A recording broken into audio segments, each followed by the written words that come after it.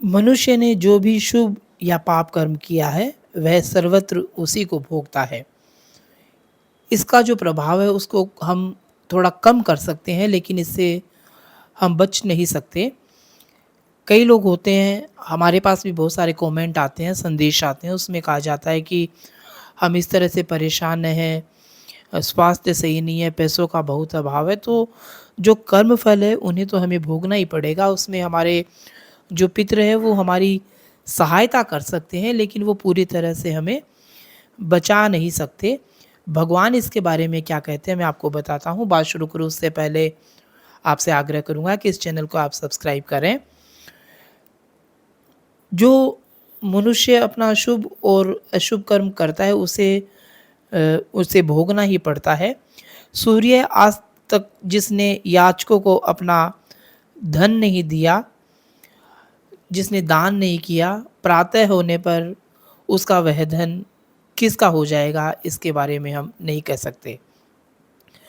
पूर्व जन्म के पुण्य से जो थोड़ा या बहुत धन प्राप्त हुआ है, उसे यदि परोपकार के कार्य में नहीं लगाया या श्रेष्ठ द्विजों को दान नहीं दिया, तो उसका वह धन यह रटता रहता है कि मेरा कौन भरता होगा।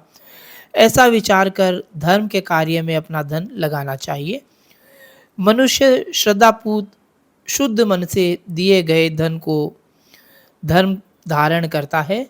श्रद्धा रहित धर्म इस लोक तथा परलोक में फलीभूत नहीं होता है। धर्म से ही अर्थ और काम की प्राप्ति होती है। धर्म ही मोक्ष का प्रदायक है, अतः मनुष्य को धर्म का सम्यक आचरण करना चाहिए। धर्म की सिद्धि श्रद्धा से होती है, प्रचुर धनराशि से नहीं होती। अकिंचन अर्थात धन वैभव रहित श्रद्धावान मुनियों को स्वर्ग की प्राप्ति हुई है। श्रद्धा रहित होकर किया गया होम, दान, तप असत कहा जाता है। ये बात गरुड़ पुराण में भगवान स्वयं कह रहे हैं। अगर हमारे मन में श्रद्धा नहीं है, हम केवल दिखावे के लिए कर रहे हैं कि हम हमारे पितरों को गया जी में नहला कर लाएंगे, हरिद्वार नहला कर लाएंगे या अन्य कोई तीर्थों में लेकर जाएंगे तो हमारा ऐसा हो जाएगा, ऐसा कुछ होने वाला नहीं है। आप भले कितनी बार चले जाएं, हमारे पास बहुत सारे कॉल आते हैं, उसमें जो व्यूअर होते हैं वो बोलते भी हैं कि हम 4 बार हम हमारे पितरों को नहला कर ले आए, 7 बार ले आए, लेकिन हमारे कुछ फ़र्क नहीं पड़ता। तो मैं आपको बिल्कुल स्पष्ट कह देना चाहता हूँ कि अगर आप में श्रद्धा होगी, आप बिना किसी स्वार्थ अपने पितरों की सेवा करेंगे, तो निश्चित रूप से आपकी जो समस्याएं हैं वो दूर होगी और आपके पितर आपके सर के ऊपर अपना वरद हस्त रखेंगे। लेकिन केवल और केवल अपने स्वार्थ के कारण अगर आप ऐसा करते हैं तो ऐसा कुछ होने वाला नहीं है। जानकारी आपको कैसी लगी आप हमें ज़रूर बताइएगा।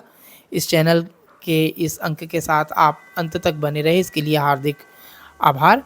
पितरजी महाराज आप सभी की रक्षा करें। आप सभी के प्रति आध्यात्मिक मंगल भावनाएं।